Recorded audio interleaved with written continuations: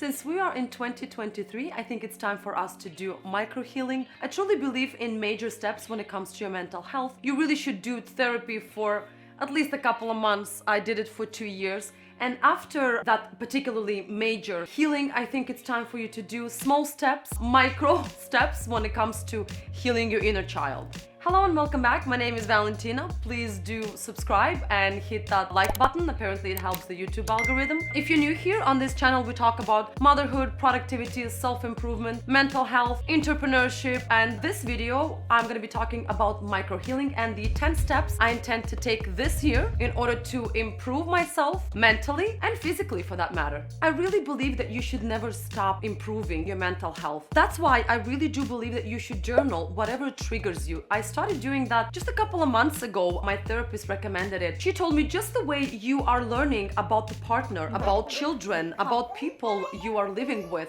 you should really learn the exact same way when it comes to yourself. You should know what triggers you. So next time when something irritates you, you feel anxious or you feel stressed, you will know what event or what person triggered it. And if you take it down, then you're not just going to be taking mental notes. It's going to be so much easier for you to learn about yourself, know exactly what goes on in a person like you. So I'm doing it at the end of about 2 weeks. I cannot do it every week. It's a bit of work. I really should start doing it every week. It's called microhealing journaling, and I put down all of the triggers or everything that happened in the last 2 weeks that I remember that really upset me. And I'm trying to analyze and look through those triggers and identify why this particular thing triggered me and how to make it better. So microhealing comes in all forms and shapes. Everyone has their own way of healing, dealing with a particular situation. I believe that therapy was major healing for me. I have a video on that. Please do watch it. Before you watch this video, that video actually explains why I believe everyone should do therapy. It doesn't matter how healed you think you are and how healthy you think you are mentally, you really should do a little bit of therapy. Some of us might need more, some of us might need less, but that's the major step that you need to take before you start doing any kind of microhealing. The first step to microhealing, in my opinion, is you really should look at where you are today and appreciate and be proud of what you achieved at this particular moment. It's like what your past self would be impressed by. A new job, if you bought a new house, and you should really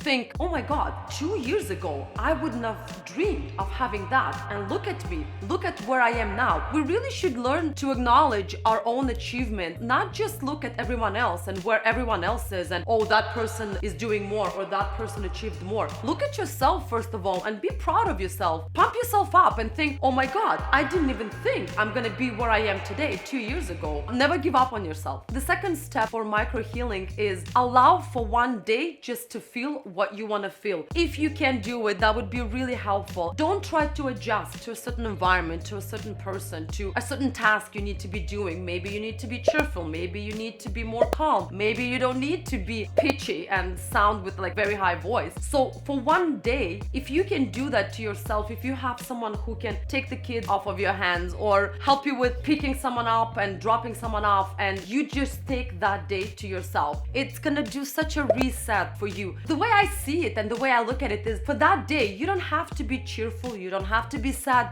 you can just be neutral. You can just be neutral towards everything. If you don't feel like getting up from your bed, if you don't feel like doing anything, if you don't feel like leaving your house, do that for one day. It's gonna be a huge reset, and when you're gonna go back to your regular task, to your regular day-to-day responsibilities, you're gonna remember that day of like a reset day, and don't write it off and don't think that you could have done so much more in that day. No, your healing and your mental health and your physical health comes first. So if you can do that for one day to let yourself feel what you want to feel, then do it. Another step towards microhealing is don't believe everything you think. We have particular cells in our brain, and this is a fact.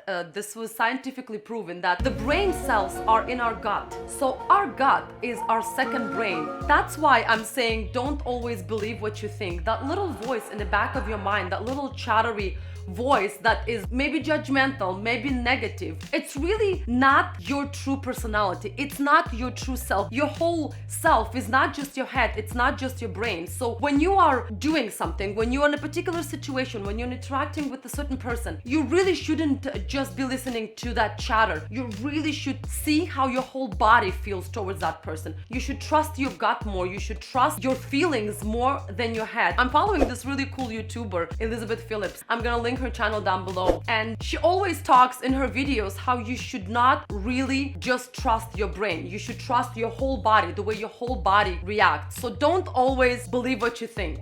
Another big step towards microhealing, and it's a bit of a tough for me because being a content creator really puts pressure on you to be in the know, to always be in the loop, to always read and be engaging in certain posts. It's really hard to disengage, but this year I really want to learn and teach myself how to disengage, how to actually disconnect myself from all of the social media platforms. You know, going to particular parties, you don't always have to say yes to every invite you're getting. You can say no, you can turn people down. There is no fault at all when it comes to that. And disengaging is gonna maybe get you bored to some degree, but always remember that the best ideas, they truly do come from when you are bored. When you are bored, your mind actually wanders and you never know what can come up. Practice standing up for yourself in a healthy way. So when I say that, you need to learn how to defend your inner child with dignity and grace. And if you see someone that you admire that knows how to set up boundaries, learn from that person. In general, if you are always a people's pleaser, you're never gonna be pleasing yourself, you're always gonna be pleasing everyone around you. So practice, look in the mirror, see how your body language is. Maybe your no is not strong enough, maybe your no comes across as rude. Practice the way you would practice with everything else. Learn how to say no, but in a respectful way. Learn how to defend that space that you actually created for yourself. There is truly no fault at all for you to actually take space and time for yourself. My next point is very much close to my heart and related to me. It's read.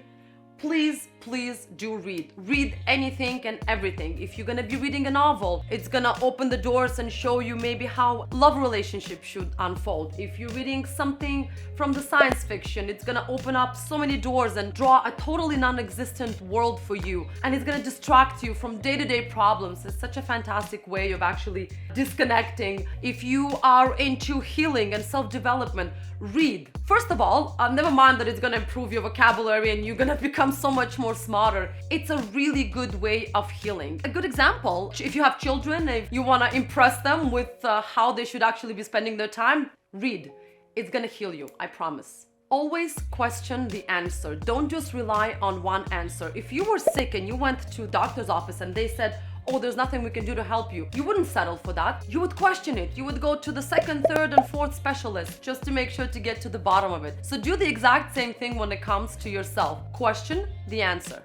Another way of microhealing is make yourself good on the outside and it's gonna make you feel so much better on the inside. Dress to impress when you leave the house, even when you're home. This is coming from someone who is Eastern European, and I grew up being surrounded by women really taking care of themselves and really dressing up. It makes such a huge difference. I don't mean for someone who is going through some tough times or maybe single mothers, but if you're leaving the house or if you have a meeting or if you are trying to impress someone, being dressed on the dot, smelling good, having your hair done, having your makeup done, having your nails done, being clean makes such a huge difference and leaves such a good impression, because whoever's gonna be dealing with you, they're gonna think, if she's that on point when it comes to her looks and the way she's dressed, I'm sure her life is on point, and whatever project I'm trying to get her to do is going to be on point as well. It sends a very strong message. I do accept the fact that people are gonna meet you by the way you dress and say goodbye to you by the way you think, but that first impression really does matter. So make sure you make a good first impression.